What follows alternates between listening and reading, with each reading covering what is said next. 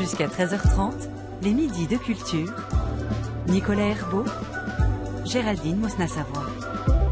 Notre rencontre quotidienne, c'est une conversation à trois voix avec notre invité. Ce midi, il est cinéphile, mais il est aussi le patron du conseil de surveillance de la société Gaumont, après avoir dirigé durant 30 ans cette entreprise, l'une des sociétés de production et de distribution du cinéma en France les plus puissantes. L'occasion de parler de cette industrie, car dans un livre publié demain chez Gallimard et intitulé « Le cinéma, 50 ans de passion », il revient sur son arrivée donc dans cette industrie, ses rencontres avec les producteurs, réalisateurs ou acteurs, ou encore la fréquentation des salles obscures et la façon dont on consomme encore aujourd'hui les films.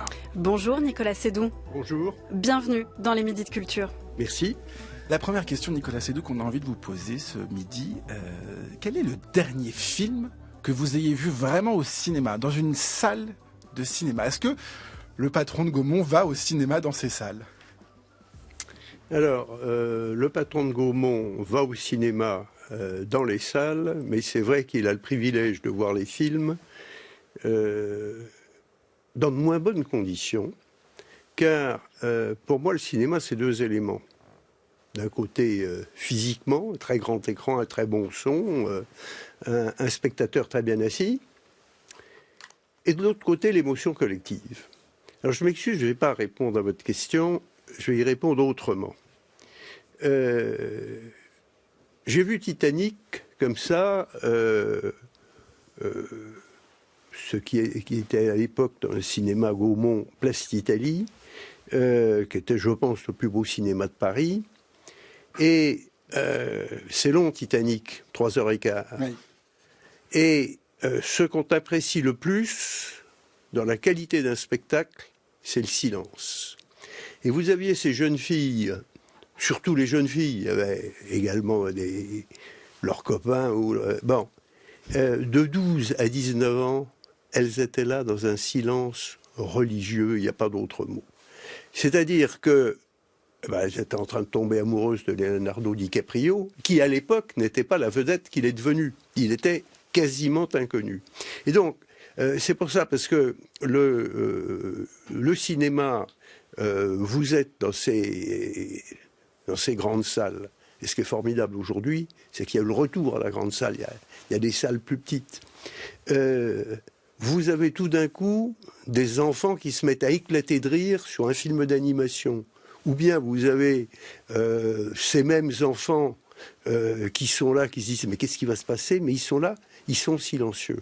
Et donc, votre question est une très bonne question, et pardon de ne pas y répondre directement, parce que ça n'a pas beaucoup d'intérêt. Vous dites que vous les voyez dans les pires conditions, parce qu'effectivement, vous ne les voyez pas dans cette émotion collective que vous venez de décrire. Vous les voyez souvent avant, dans les bureaux. Absolument. Vous avez peut-être lu le scénario également, donc vous avez une avance sur le spectateur lambda que l'on peut être. Mais véritablement, pour vous, le cinéma reste ce moment de partage aussi avec ceux qui sont assis autour de nous? Je vais même aller un peu plus loin. Le cinéma, vous avez envie d'y aller. Vous y allez rarement seul. Très souvent, c'est précédé par une discussion. On va aller voir ceci, on va aller voir cela. Un débat, oui. Le débat. Alors, il est possible dans un multisalle qu'il y en ait deux qui aillent voir un film et deux autres qui aillent voir un autre film. Enfin, en général, on va voir le même film. Donc, déjà... il y a échange avant. Puis on sort du film, et là, c'est simple. Si on commence à dire qu'on n'a pas aimé, le film, il est mort. Car ce qui fait le succès ou l'échec d'un film, c'est le bouche à oreille de ceux qui nous écoutent, qui ont aimé. Et alors, il y a des gens qui disent il faut expliquer son amour. Non, d'abord, on commence par avoir une émotion. Puis après ça, on peut rentrer dans pourquoi j'aime, pourquoi je n'aime pas. Et donc, vous avez trois éléments. Vous avez l'avant, le pendant, la projection et l'après. Et c'est ce qui fait, je dirais, le succès d'un film, le succès du cinéma. Pourquoi aujourd'hui, après ces 2 années terribles de Covid, où tout de même les salles ont été fermées, la moitié du temps? Ce n'était jamais arrivé dans l'histoire du cinéma. Alors les jeunes ne peuvent pas savoir ce qu'ont été les guerres mondiales, mais pendant les 2 guerres mondiales, à part sur le théâtre des opérations pendant la Première Guerre mondiale, la Seconde Guerre mondiale, le théâtre des opérations, il n'a pas duré très longtemps, les cinémas sont restés ouverts pendant la guerre. Là, pendant 300 jours, les cinémas ont été fermés.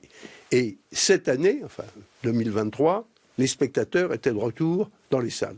C'est formidable et ça montre, avec ses 130 ans, la jeunesse du cinéma. Alors Nicolas Seydoux, vous ne nous direz pas quel est le dernier film que vous avez vu en salle. En tout cas, je sais quel est le premier film que vous avez vu au cinéma. Mon cœur est bon. Mais je suis un monstre. Il y a bien des hommes qui sont plus monstrueux que vous et qui le cachent. Outre que je suis laid, je n'ai point d'esprit. Vous avez l'esprit de vous en rendre compte. Tout ce qui se trouve dans ce château vous appartient. Exprimez au moindre caprice. J'apparaîtrai chaque soir à 7 heures. Avant de disparaître, je devrais vous poser une question. Toujours la même. Quelle est cette question? Belle, voulez-vous être ma femme? Non, la bête. Adieu donc, belle. À demain.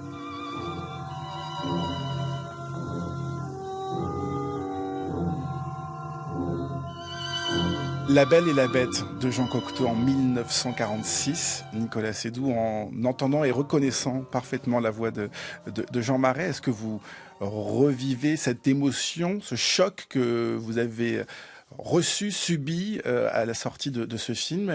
C'est la première fois que vous allez au cinéma, vous avez 7 ans à l'époque. D'abord, la voix de Jean Marais. Alors, il y a tout. Jean Cocteau n'a pas commis beaucoup de films et La Belle et la Bête, j'aime pas beaucoup. C'est un mot dont il ne faut pas abuser, mais c'est un chef-d'œuvre absolu. Et c'est le premier film que je vois pendant les guerres. Je n'ai pas été emmené au cinéma, pas l'occasion d'aller au cinéma. Famille et peut-être d'autres choses à faire. Et je suis absolument terrifié. Et je me souviens très très bien, je suis très vite accroupi entre les rangs pour ne pas voir, mais ne pas voir. J'entends quand même. Et rien que ce dialogue que vous venez de choisir, il y a une puissance. Le film est du juste avant la guerre, sauf erreur de ma part. Donc on parle tout de même de 80 ans. Eh bien, c'est totalement d'actualité. Et pour ceux qui ne l'ont pas vu, ils n'ont pas les images qui viennent derrière la parole, mais moi j'ai immédiatement les images qui reviennent. Oui, ça a été un choc formidable, disons-le, je ne vais pas, d'abord parce que, on ne m'emmène pas, le cinéma c'est la distraction, on ne m'emmène pas au cinéma toutes les semaines. Le cinéma, il va arriver en pension, ou à l'époque, on nous passe avec un projecteur 16 mm, disons des grands films populaires qui sont sortis sur les écrans depuis plus de 3 ans. C'est ce qu'on a appelé, qui existe encore, le cinéma non commercial. Et puis après ça, à partir de 16, 17, 18 ans, le cinéma, c'est la vraie sortie. Je rappelle à ceux et celles qui nous écoutent, qui sont très jeunes, que la télévision débarque en France au moment du couronnement de la reine Elisabeth, 1953. Avant, il n'y a pas de téléviseur, et qu'il faut attendre la fin des années 50, le début des années 60, pour que la télévision commence à être réellement présente dans les foyers. Donc, notre sortie, c'est la sortie cinéma. Vous vous penchez dans ce livre qui sort demain chez Gallimard sur vos 50 ans de passion pour le cinéma. Vous parlez dans les premières pages de ce moment, de ce choc devant ce film que vous voyez à l'âge de 7 ans. Et vous dites, je deviens cinéphile. Qu'est-ce que ça veut dire devenir cinéphile à ce moment-là pour vous? Est-ce que vous vous projetez dans ce milieu du cinéma ou alors c'est simplement le fait de savoir recevoir un film, de ressentir des choses et de se dire ça c'est quelque chose que je ressens et qui me plaît. Je dis cinéphile au sens premier du terme, c'est-à-dire qui aime le cinéma, pas du tout un expert du cinéma. Et donc effectivement, c'est ressentir des émotions. Et puis je l'assume. Moi, je suis amoureux de ces sublimes comédiennes et je rêve d'être à la place de ceux qui les séduisent. J'en cite 2 ou 3. Gérard Philippe, qui était quand même la séduction même. Bon, j'ai eu la chance par ailleurs de voir également au théâtre, mais c'était... il arrivait sur scène, donc c'est l'époque où Jean Vilar et le TNP, que ce soit notamment dans Ruy Blas, je veux dire, le public applaudissait au moment où il rentrait sur scène. C'était le charisme même, disons la beauté masculine personnifiée. Ça a continué d'ailleurs. On y reviendra sur les acteurs qui ont marqué aussi le cinéma, qui ont poussé aussi Gaumont et d'autres sociétés de distribution et de production de films. Si vous vous penchez sur ces 50 ans de passion du cinéma, c'est aussi parce que aujourd'hui, il y a un intérêt sur votre famille, sur la famille Seydoux. Alors on connaît peut-être votre petite nièce, Léa Seydoux, qui est comédienne, la plus célèbre. Mais il y a aussi, et vous posez la question, vos 2 frères, puisque vous êtes 3, et vous posez cette question: comment se fait-il que les 3 fils de vos parents, donc René Seydoux et Geneviève Schlumberger, vous, Jérôme, votre grand frère, et Michel, votre petit frère, soient dans le cinéma? Mais Nicolas Seydoux, vous n'apportez pas particulièrement de réponse. Alors, est-ce que, depuis que vous avez écrit ces lignes, vous vous êtes dit, il y avait dans la famille Seydoux quelque chose qui nous poussait vers cet art-là? Je crois qu'il y avait un terreau culturel. Et je ne vais pas chercher à aller plus loin. Et alors, si on veut s'exprimer au plus grand nombre, il est évident que c'est le cinéma. Le cinéma a attiré dans les salles l'année dernière plus de 180 millions de spectateurs. C'est un public considérable, et quand un film est un film à succès, c'est là que vous touchez le plus de monde. Et je m'arrêterai là dans l'explication parce que sinon que le cinéma... Alors je pense que le cinéma n'est pas une industrie. C'est un secteur d'activité, mais c'est pas une industrie, c'est même la négation de l'industrie, puisque la définition de l'industrie, c'est quand même la fabrication en série, et que le cinéma, c'est une œuvre qui succède à une autre œuvre. Vous venez d'avoir la chance de participer à un très grand succès, et puis le film d'après, il ne trouve pas le public. Donc il n'y a aucun des critères industriels, sinon un point commun dramatique avec l'industrie, c'est le coût de l'investissement. Mais c'est sûrement pas une industrie. Nous essayons de fabriquer des œuvres, et que chaque réalisateur, chaque dialoguiste et chaque comédien, eh bien, il veut participer, entre guillemets, à son œuvre. C'est pas... voilà. Et que... c'est ce qui fascine d'ailleurs tellement les gens dans le cinéma, c'est que vous fabriquez un décor sublime et puis après ça vous le démolissez. Donc on est tout de même dans le domaine de l'éphémère, et un film qui n'a pas trouvé son public, il n'a pas été produit, qu'il est déjà oublié. Donc non, je crois qu'en revanche, il y a cette notion, à cause de l'importance de l'investissement, il y a cette notion d'entrepreneur. Bon, et donc... mais voilà, je n'ai pas d'explication, et j'ai réfléchi. J'ai été aussi loin que je pouvais dans le raisonnement, et je ne peux vous donner que cette réponse: un terreau favorable. Vous venez de parler de terreau favorable, Nicolas Seydoux, de votre famille à l'égard du cinéma, et vous avez dit aussi, le cinéma, c'est ce qui permet de toucher le plus de monde possible. Est-ce que c'est encore véritablement le cas? Il n'y a aucun doute. Il n'y a aucun doute. Vous savez que je me suis battu et je continue à me battre contre le piratage des œuvres audiovisuelles. Qu'est-ce qui est piraté en premier? Ce sont les films de cinéma. La musique aussi, quand même. Bon, oui, non, mais bien sûr. Alors, la musique. La musique, aujourd'hui... Voilà un art qui touche tout le monde aussi. Non, vous avez raison, mais la musique touche encore plus de monde. Ah. Bon. Pour une bonne raison, d'abord, c'est que vous pouvez écouter de la musique dans votre voiture. Si vous regardez un film en conduisant, c'est plus dangereux. C'est un peu dangereux. C'est déconseillé, oui. Donc, il vaut mieux regarder son GPS plutôt qu'un écran qui vous passerait un film qui vous captive. Donc, vous avez le piratage sur la musique. Aujourd'hui, il y a 2 fois moins de jeunes musiciens qui sont édités en France qu'il y a 15 ans. Bon. Donc, le piratage a été un désastre absolu.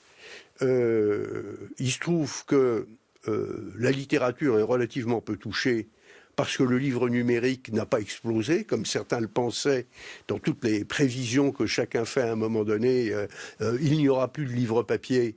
Alors, je ne parle pas... Mais il y a un véritable attachement à l'objet du livre lui-même, ce qui est peut-être moins le cas, et ça vous concerne, à la salle de cinéma, parce que le piratage le témoigne. Le cinéma, je pense que ce que nous avons dit au début, l'homme n'est pas un animal solitaire. La lecture est un acte solitaire. Toute une partie de l'écoute musicale est solitaire. Le cinéma, c'est le partage. Et je suis très frappé de voir que les salles qui ont été construites dans les années 70, les plus grandes, les Zénith et compagnie, eh bien, au passage du XXIe siècle, on cherche à les agrandir. Que les stades qui avaient été construits à la même époque, aujourd'hui ils sont trop petits, il faut les agrandir. Nous avons besoin de l'autre, nous avons besoin de partager avec l'autre, même quand nous sommes, comme au cinéma ou lorsque nous assistons à un grand événement sportif, nous sommes passifs. Mais nous sommes passifs ensemble, ce qui nous rend actifs. Et je pense que cet élément pour l'avenir de l'humanité est absolument clé, c'est-à-dire que le cinéma naît, il invente l'image, il a le monopole de l'image. 130 ans plus tard, le cinéma est une exception dans un monde où l'image est omniprésente. Chacun d'entre nous a un téléphone. Qui aurait pensé que les téléphones prenaient des images, que les téléphones enregistraient? Bon, donc les jeunes sont envahis d'images. Eh bien, le cinéma, il garde totalement sa spécificité, et je dis bien le cinéma, c'est-à-dire le cinéma, qu'est-ce que c'est? C'est d'abord le lieu. Et dans ce lieu est projeté un film, et ce film, et je l'assume, vous allez le voir, vous ne l'aimez pas, et c'est votre droit le plus strict, et le film est mort, ou bien au contraire, il vous plaît, vous en parlez à vos amis, etc. Ça prend un certain temps. Le bouche-oreille, c'est pas immédiat, parce que vous me dites, j'ai vu un film formidable, il faut que j'ai le temps le lendemain, que je sois disponible, que ma copine ou mon copain, j'ai réussi à le convaincre, etc. Tout ça prend du temps. Donc le bouche-oreille, il lui faut le temps de s'exprimer, et c'est pour ça qu'il est tout à fait important que la salle de cinéma, pendant un temps suffisant, est le monopole de la diffusion de cette image. Si je suis abonné et que ce film il sort 8 jours après sur une plateforme, enfin sur un autre écran, eh bien, évidemment que je ne vais pas aller au cinéma. Alors j'ai une question à vous poser, Nicolas Seydoux, sur le cas de la série. Par exemple, les séries, on les regarde de manière solitaire, chacun chez soi, et pourtant on en parle après. Il y a presque le mouvement, en fait, on garde le mouvement de partage dont vous parlez, mais en ayant, en fait, on fait cohabiter une expérience solitaire avec une expérience démocratique, de débat a posteriori. Est-ce que là aussi, le cinéma, vous le sentez pas menacé par ce type d'expérience, en fait, qui vient le concurrencer? Alors d'abord, il y a une révolution avec le fait qu'aujourd'hui, la série va rester sur les écrans un certain temps. Il y a 30 ans, vous avez une bonne émission de télévision, vous me dites que vous avez vu une émission formidable, je suis content pour vous, puisqu'elle n'est pas rediffusée le lendemain. Donc, le bouche à oreille ne peut pas exister a posteriori. En revanche, il existait a priori, puisque il y a 30 ans, le premier succès de toutes les chaînes de télévision, en Europe comme aux États-Unis, c'était les films de cinéma. Les gens avaient vu ou n'avaient pas vu le film, mais on savait que La Folie des Grandeurs, que Rabbi Jacob, que Rio Bravo, et les gens donc se disaient, chacun chez soi, allait regarder le film. Et donc il y avait une sorte de communication. Et vous avez tout à fait raison, aujourd'hui avec la série, on peut en parler avant, je vais voir ça, et après. Il n'en demeure pas moins qu'on n'est pas ensemble. Si vous voulez, quand vous êtes chez vous, vous avez des voisins, ils se disputent pas. Si c'est pas votre micro-ondes, c'est le leur qui vous rappelle à l'ordre, c'est le téléphone qui sonne parce qu'on n'a pas coupé les portables, etc. Et que je crois que l'attention, tout à l'heure, quand nous écoutions la voix de Jean Marais, tout d'un coup, on s'arrête de parler parce qu'il y a un moment d'extraordinaire émotion. Être ensemble dans une salle, en train de rire, ou totalement silencieux, ce n'est pas la même expérience. Et je pense que quand des enfants ont vu un film,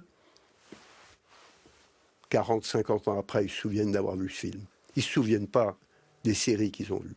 Donc je crois totalement à l'avenir du cinéma, sous réserve, effectivement, que lorsqu'un film sort dans une salle, il ne sorte que dans une salle pendant un certain temps, et après ça, qu'il soit sur tous les autres écrans. La montagne magique de Thomas Mann, c'est combien? Verboten. Interdit en Allemagne se livrer. Et Zola, il est verboten aussi? Ja, Zola, aussi verboten. Brecht? Verboten. Hemingway? Verboten. Freud? Verboten. Hitler? Verboten. Nein, das ist mein Kampf. Juif vous êtes? Juif vous avez l'air. Faut mettre l'adjectif à la fin, pas au début. Was? On dit pas juif vous avez l'air, mais vous avez l'air juif. Si je vous dis con vous avez l'air, c'est pas français. C'est juste, mais c'est pas français. Vos papiers vérifiés. Puis-je, monsieur? Vraiment chier, vous me faites Herr Kommissar. Festnehmen!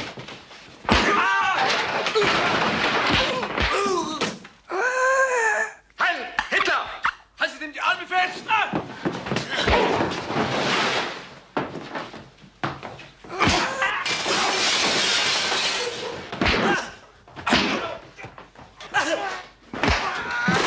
Halt ihn fest! Lass ihn nicht aus!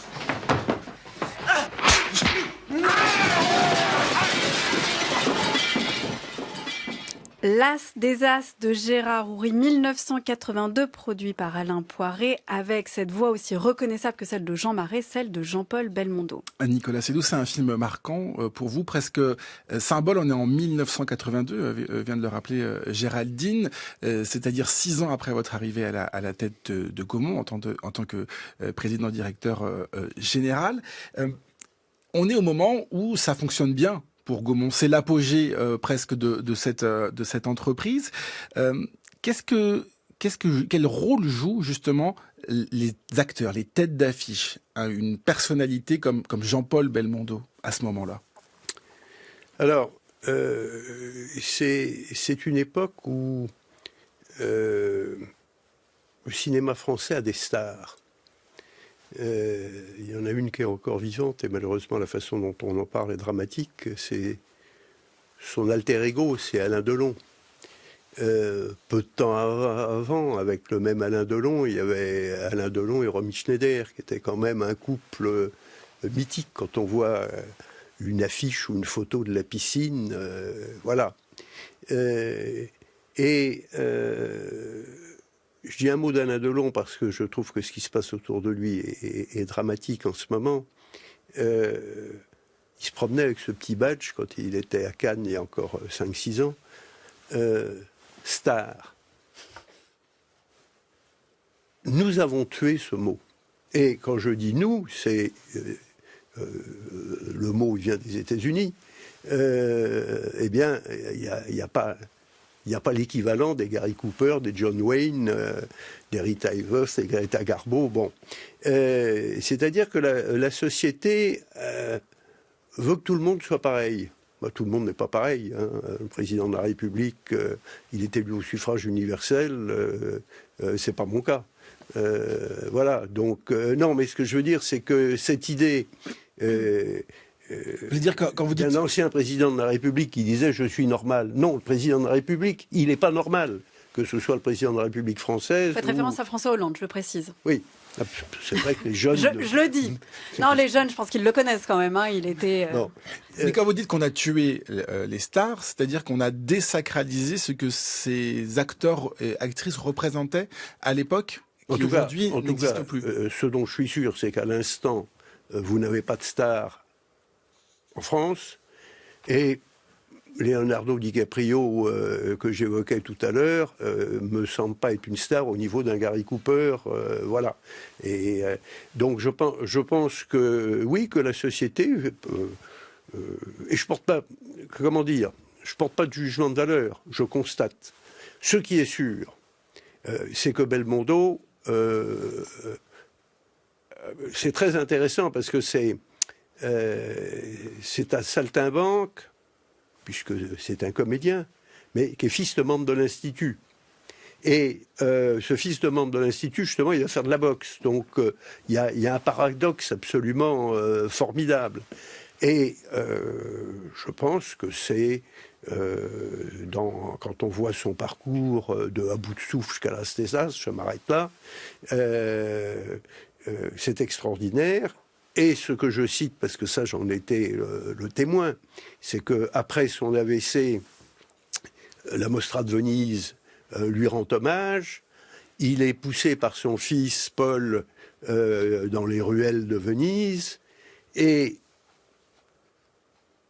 je ne vais pas de la comparaison de Tintin. Les femmes de 7 à 77 ans, alors plutôt jusqu'à 97 d'ailleurs, et peut-être un peu plus tard que 7, mais elles sont là, béates d'admiration devant cet homme qui n'a plus que son sourire. Il n'est pas là en train de faire le guignol, c'est le cas de le dire.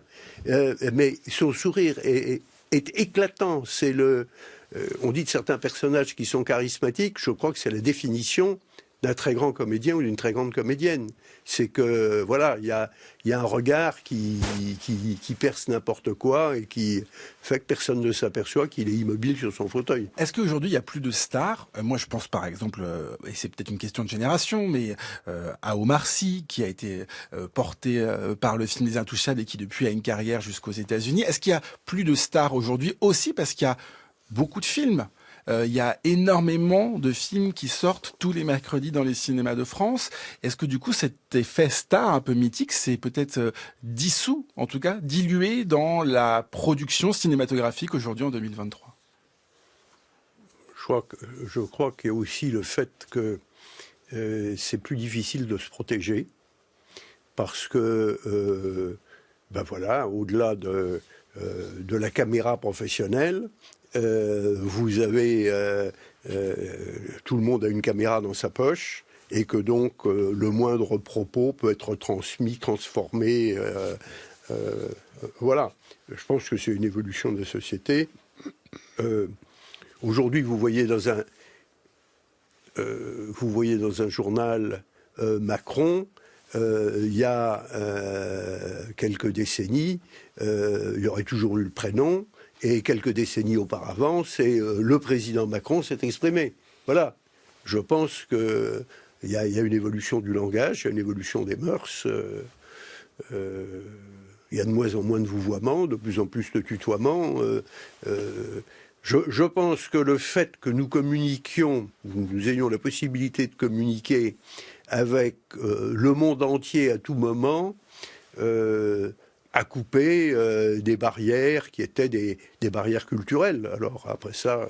Des hiérarchies. Donc, vous êtes nostalgique des hiérarchies. Je n'ai pas dit que j'étais nostalgique. Je constate. C'est pas la même chose. J'ose espérer que je regarde toujours devant et pas derrière. mais je constate une évolution. Le ministre est amené à parler du cinéma et de la télévision, et à ce propos, du pouvoir de ces deux moyens d'expression. À Paris, il y a un siècle, il allait chaque soir au théâtre 3000 Parisiens. Si vous pensez au nombre de Parisiens qui entrent chaque soir dans la fiction, sur la région parisienne, il doit être autour de 3,5 millions. Les machines sont infiniment moins puissantes sur le sol et sur l'acte que les machines à rêve ne sont puissantes sur notre esprit. Ces machines n'ont de puissance magistrale que dans la mesure où elles font appel chez nous à ce qui est le moins humain, disons le plus organique et disons clairement le sexe et la mort.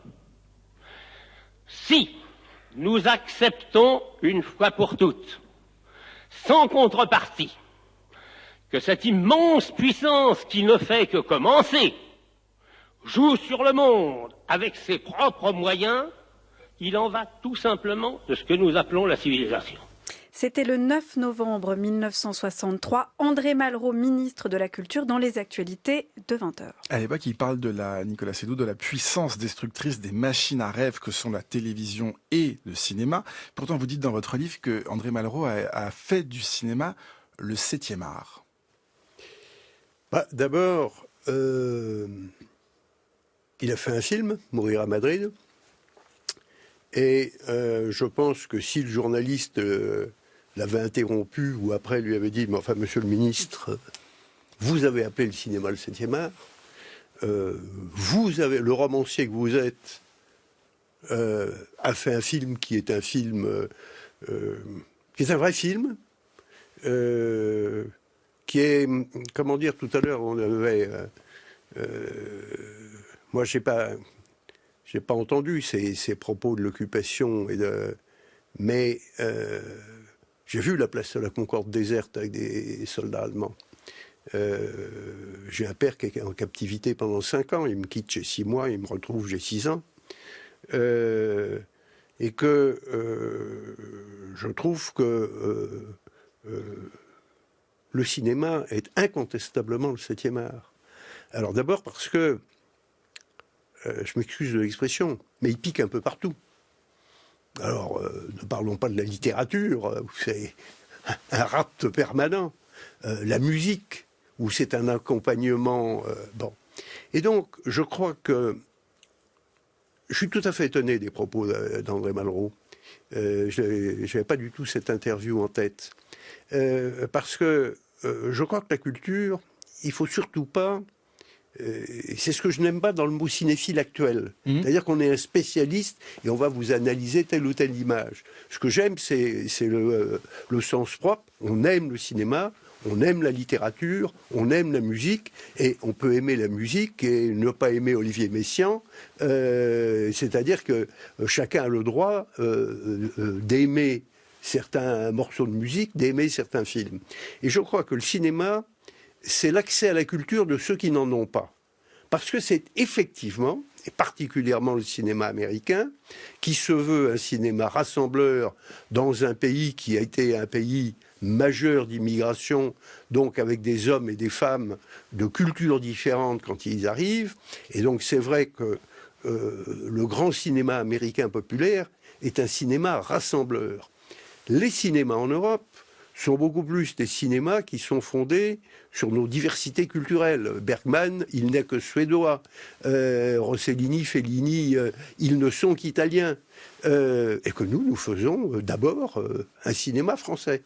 Alors justement, sur le cinéma français, est-ce qu'aujourd'hui, parce qu'on entendrait André Malraux, qui a ouvert la culture, effectivement, en tant que ministre de la Culture, au plus grand nombre, est-ce qu'aujourd'hui, et pour terminer, l'exception culturelle française du cinéma français, elle est encore aujourd'hui portée par la politique publique, notamment, qui était effectivement très engagée, qui vous a parfois heurté, on le lit dans le livre, je pense à Jack Lang qui a fait séparer Gaumont et Pathé au début des années 80. Est-ce que la politique publique aujourd'hui en France, elle donne toujours assez de moyens, assez de prestige au monde du cinéma? Alors d'abord, il appartient au cinéma de se défendre. Et nous parlions tout à l'heure de Jean-Paul Belmondo, on pourrait parler de Bertrand Tavernier, disparu à peu près en même temps. Les stars du cinéma défendaient le cinéma. Et le cinéma, ça veut dire toutes sortes de films, d'auteurs populaires, sans opposer l'un à l'autre. Et je pense qu'aujourd'hui, le cinéma doit être extraordinairement attentif. Il est normal que chacun prêche pour sa paroisse, mais d'être extraordinairement attentif quand il n'est plus dans son propre cénacle de parler d'une seule voix. Et je le regrette de constater que ce n'est pas toujours le cas. La politique des pouvoirs publics, alors d'abord, il y a un élément, c'est que toute une partie du financement du cinéma ou du refinancement du cinéma, ce n'est pas le contribuable. C'est vous, comme spectateur, à travers le fonds de soutien, et donc régulièrement... Alors évidemment, ça s'appelle une taxe. Ça ne peut pas s'appeler autrement qu'une taxe. Mais c'est une taxe qui est sur les billets de cinéma, qui est sur les chaînes de télévision, qui est sur les plateformes, et donc qui ne concerne pas le contribuable. L'aide de l'État direct, c'est... On ne va pas en parler, c'est trop technique, mais ce sont les crédits d'impôt, les SOFICA. Et je pense qu'il est très important que... Alors, d'abord, pendant la crise du Covid, les pouvoirs publics ont permis aucune salle de cinéma n'a fermé en France, alors qu'elles ont été fermées pendant 300 jours. Et donc, c'est bien l'aide des pouvoirs publics qui a permis au cinéma de continuer à être ici au début de 2024. Et d'autre part, le système du fonds de soutien est celui qui préserve l'exception culturelle, et que si nous avons un cinéma dont nous parlons comme ça, à l'avenir duquel je crois totalement, et que nos voisins italiens, quand on regarde ce qu'était le cinéma italien, mais vous êtes probablement trop jeune, quand on regarde ce qu'était le cinéma anglais des années 50, eh bien, ils ne sont plus là. Ils ne sont plus là parce que le réalisateur que Nicolas Seydoux défende le cinéma, tout le monde s'en fout. Bon, en revanche, quand Jean-Paul Belmondo parle, quand Costa Gavras parle, on écoute. Parce que, ils sont connus du grand public. Dans un cas, c'est un auteur, je parle de Costa, j'avais parlé de Tavernier avant, et donc ils sont beaucoup plus écoutés que nous. Et je trouve que, de ce côté-là, les grands talents d'aujourd'hui sont sûrement moins solidaires que n'étaient leurs aînés. Nicolas Seydoux, votre vie avec le cinéma, on la découvre dans ce livre qui sort demain aux éditions Gallimard et qui s'intitule Le cinéma, 50 ans de passion. Merci beaucoup d'être venu dans les Midis de Culture. C'est moi qui vous remercie. Et pour finir, Nicolas Seydoux, nous avons choisi 2 chansons issues de films à succès de Gaumont. Vous pouvez écouter une des 2 chansons, donc soit une chanson issue de La Boum, soit une chanson issue de Don Giovanni. Laquelle souhaitez-vous écouter ? Le terme chanson pour Don Giovanni... Voilà, une musique plutôt, je dirais. Je vais vous dire, comme vous ne pouvez pas passer les 2, mais un air de Mozart serait pas mal pour finir sur France Culture.